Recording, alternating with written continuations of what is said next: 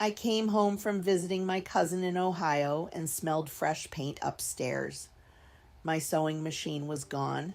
My fabric cabinets were empty. And the room I had used for 20 years now contained a crib and baby clothes. Then my daughter handed me a spare key and smiled like the decision had already been made. "Now you won't have to climb the stairs so much anymore," she said.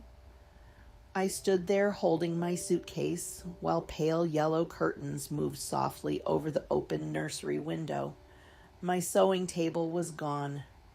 The old oak shelves Harold built for my quilting fabric had been replaced with stuffed animals and diaper boxes. For a moment, I honestly thought I'd walked into the wrong house. My daughter, Melissa, kept talking while I looked around the room. "We wanted to surprise you," she said. "The baby's coming in 4 months, and this just made the most sense."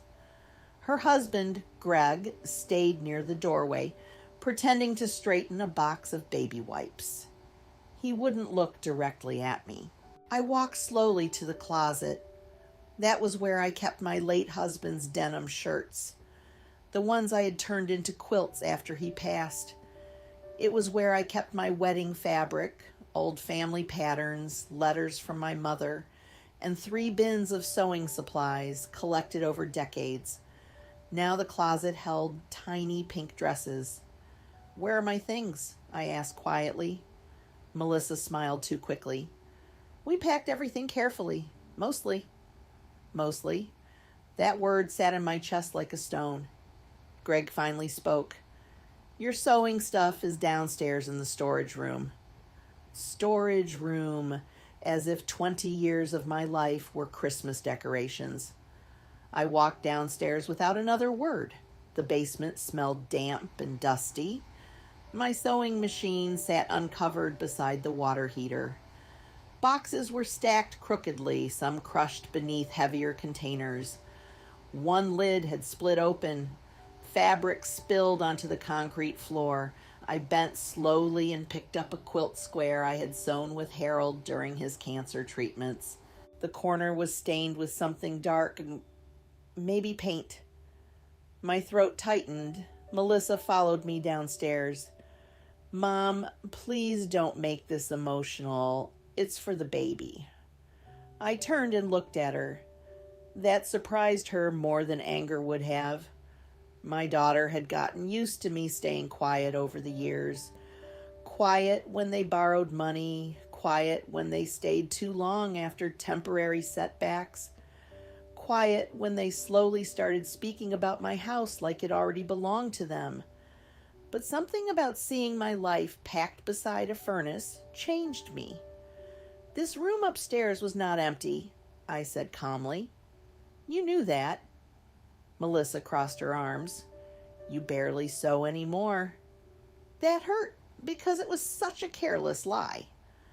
I sewed almost every day. After Harold died, that room became the only place where grief felt manageable. I repaired church coats for widows. I hemmed prom dresses for girls who couldn't afford new ones. I made quilts for veterans at the nursing home. That room gave structure to my mornings, purpose to my evenings. But Melissa looked at it the way younger people sometimes look at old things, as space waiting to be repurposed. "It's time to think realistically," she said. "You're 72. Eventually you'll stay downstairs permanently anyway." Eventually. There it was. Not a nursery. A transition.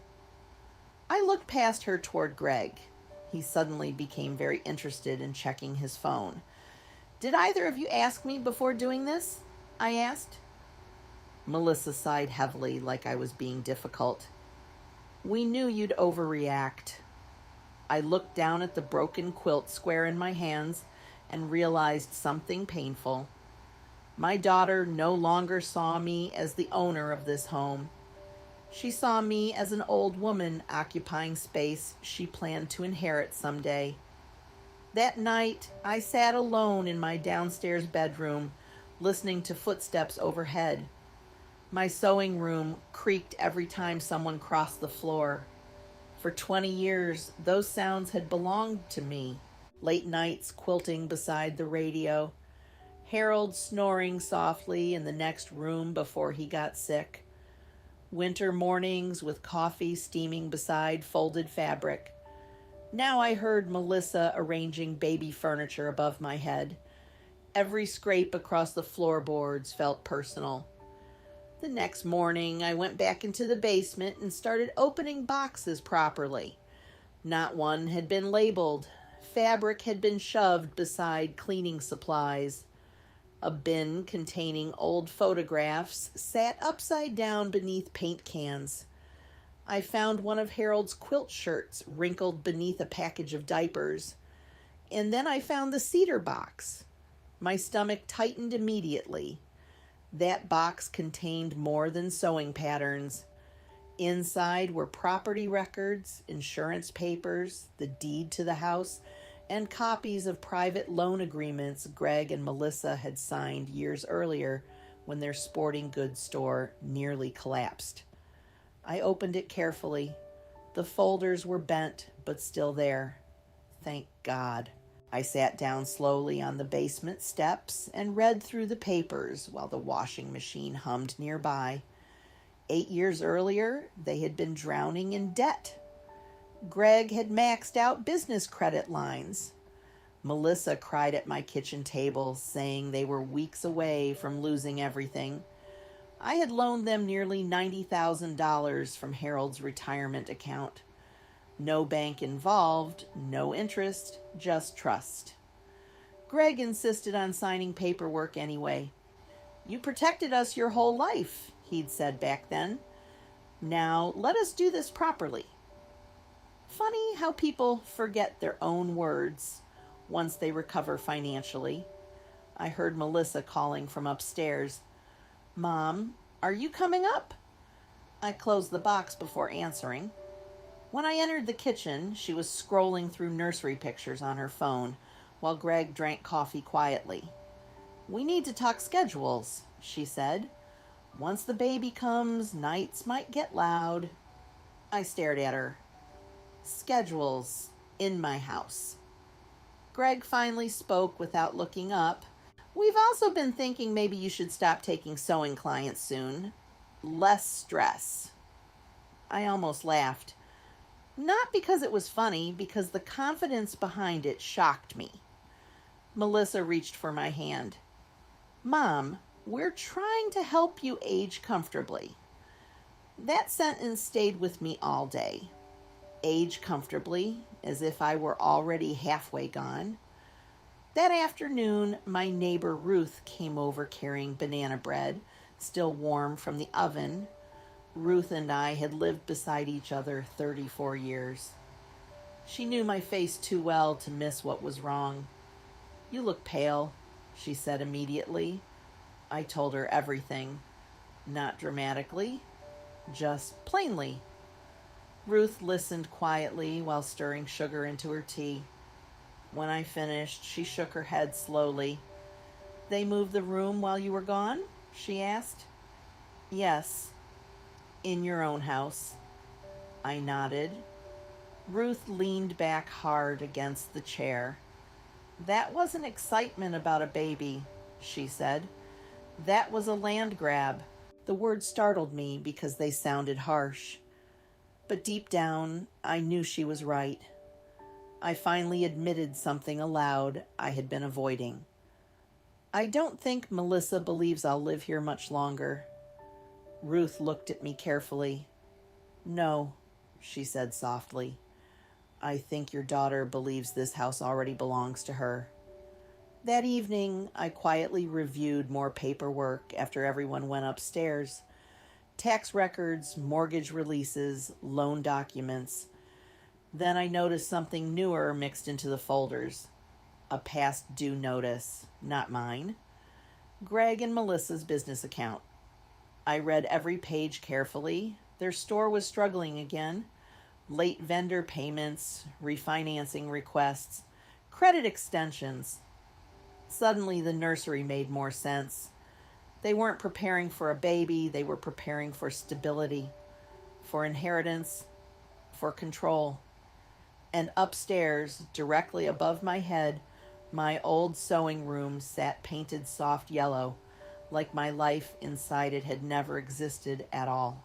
The next week changed something in me, not all at once, slowly, like a woman waking up after sleeping too long in the wrong position.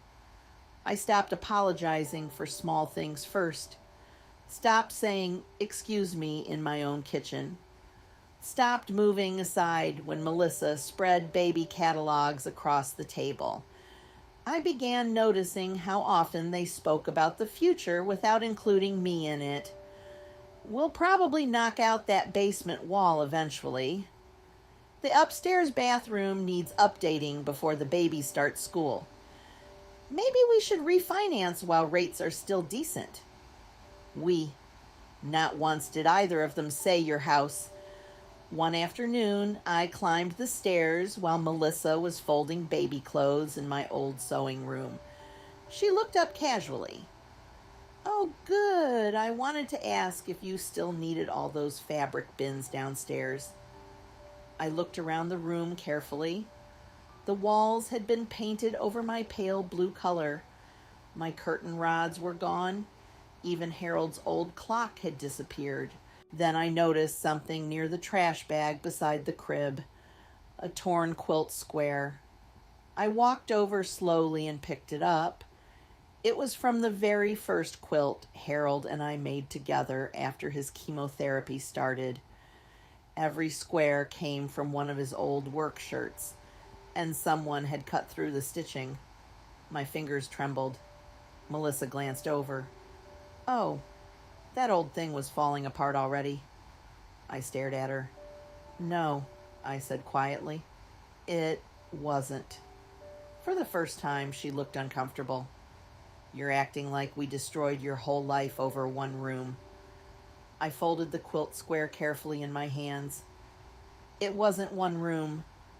Her face hardened immediately. "Mom, everything cannot stay frozen forever just because Dad died." That sentence hit harder than she knew, not because it was cruel, because somewhere along the way she had convinced herself my grief was inconvenience instead of love. I looked around the nursery one more time. Then I walked downstairs without arguing. That evening, Greg came into the kitchen while I was making soup. He lingered awkwardly near the refrigerator. "Melissa's stressed," he said. "Pregnancy hormones and money problems aren't helping." There it was. Money problems. I kept stirring the soup. "How bad is it?" I asked. He rubbed his neck. "Business has slowed." I waited. He sighed heavily. "We may need to restructure some debt." Restructure. Another careful word. I finally turned toward him. "Do you mean bankruptcy?" His silence answered for him. For the first time since they changed my sewing room, Greg actually looked ashamed. "I thought moving in here would help stabilize things for a while," he admitted quietly. "Melissa figured eventually we'd all combine expenses anyway." Eventually, again. That word kept appearing like a crack in the wall. I lowered the stove flame. "Did either of you ever plan to ask what I wanted?" Greg opened his mouth, but nothing came out. That told me more than any answer could. The next morning, I drove downtown and met with my attorney, Elaine Porter. Elaine had handled Harold's estate after he died. Sharp woman. Practical. Never wasted words. I handed her the loan documents first. She adjusted her glasses slowly while reading. "You kept excellent records," she said. I learned from my husband." Then I told her everything else. The room, the nursery, the comments, the assumptions. Elaine listened quietly before folding her hands together. "Margaret," she said carefully, "your daughter and son-in-law are behaving as though they already possess future ownership rights. I nodded because hearing someone else say it made the truth impossible to ignore.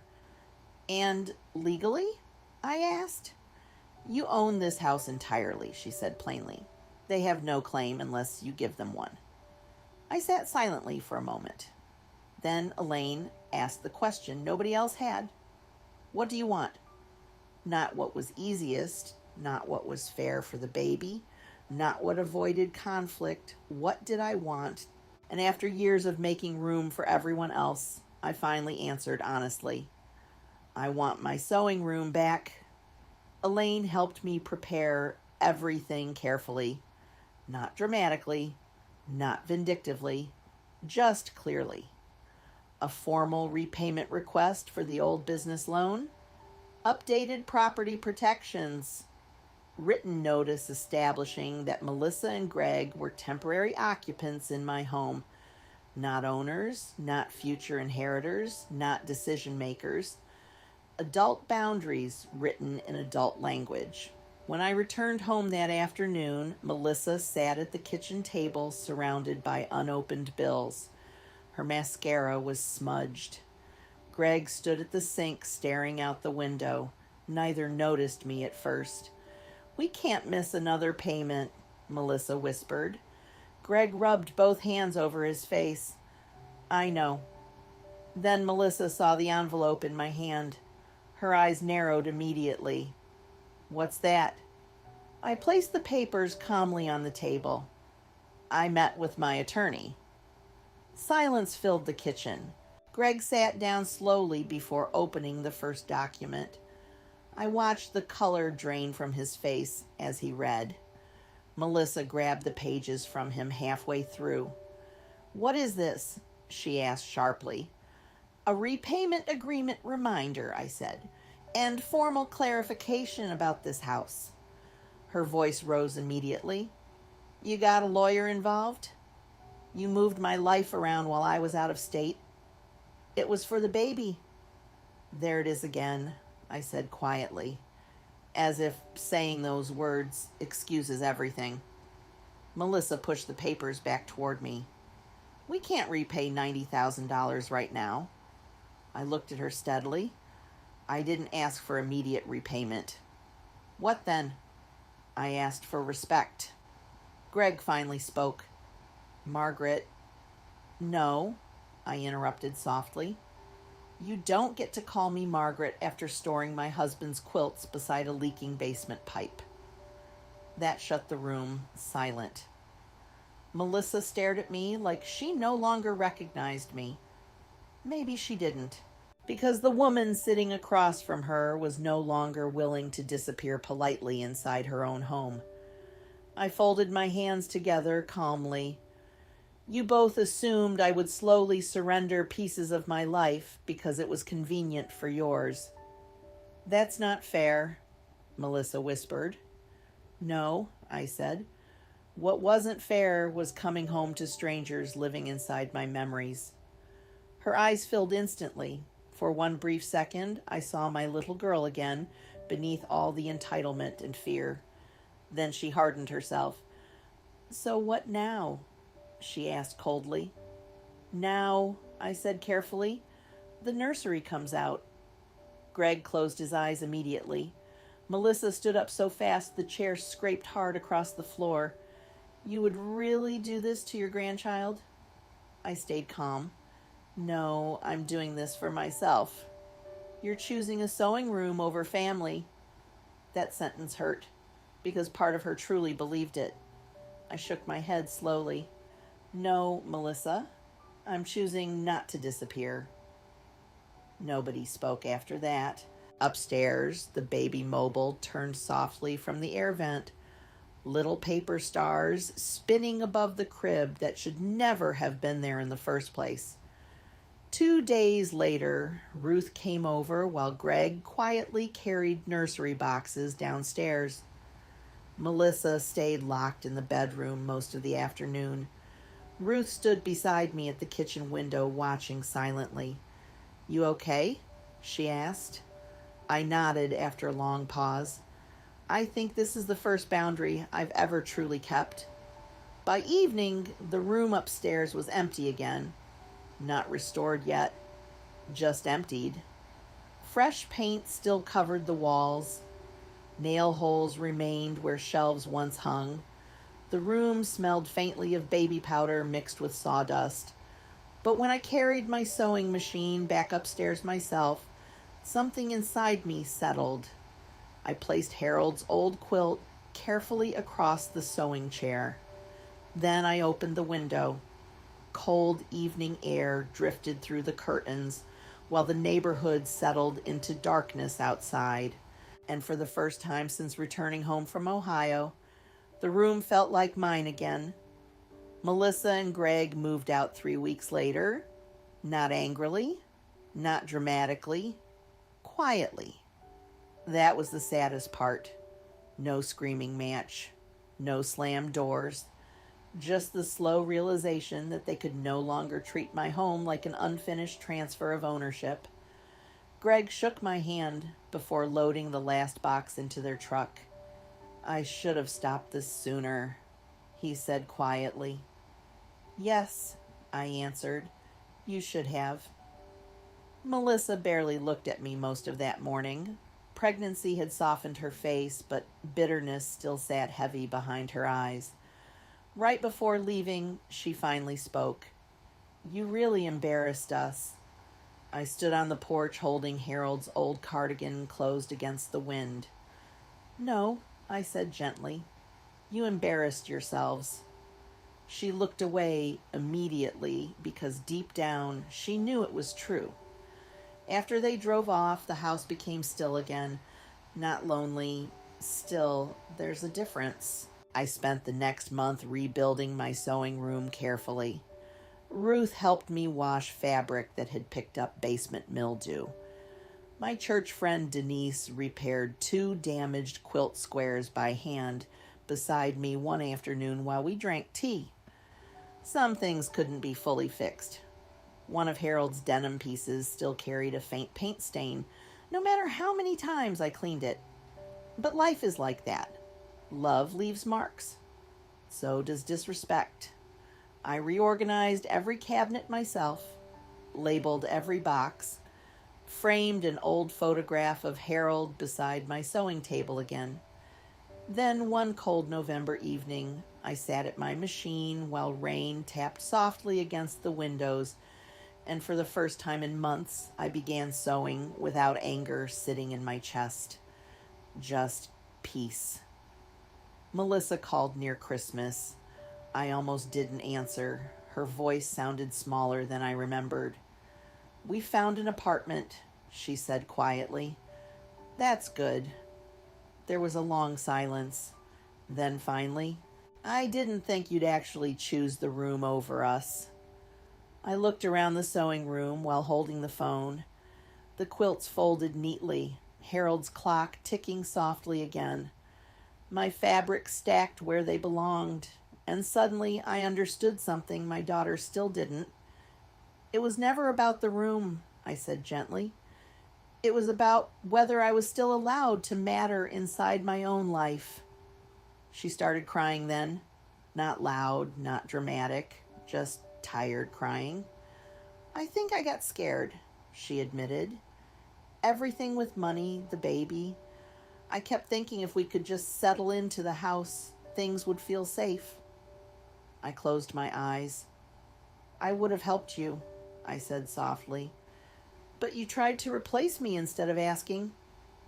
That silence lasted a long time. Then she whispered, "I know." We did not solve everything during that phone call. Real life rarely works that way. Trust returns slower than damage arrives. But something honest finally entered the room between us. And honestly, that mattered more to me than winning. Now, most mornings, I still climb the stairs with my coffee and sit beside the same window Harold once painted for me himself. I sew quilts for church raffles. I mend jackets for neighbors. Sometimes I simply sit quietly and listen to the house breathe around me. People think getting older means slowly handing your life away, piece by piece, but it doesn't have to. Sometimes getting older means finally understanding that kindness without boundaries becomes permission. And sometimes the strongest thing an old woman can do is remain standing exactly where she belongs. Some stories end quietly, but the damage stays with people for years. If this story meant something to you, leave a comment below and subscribe for more real emotional stories like this one.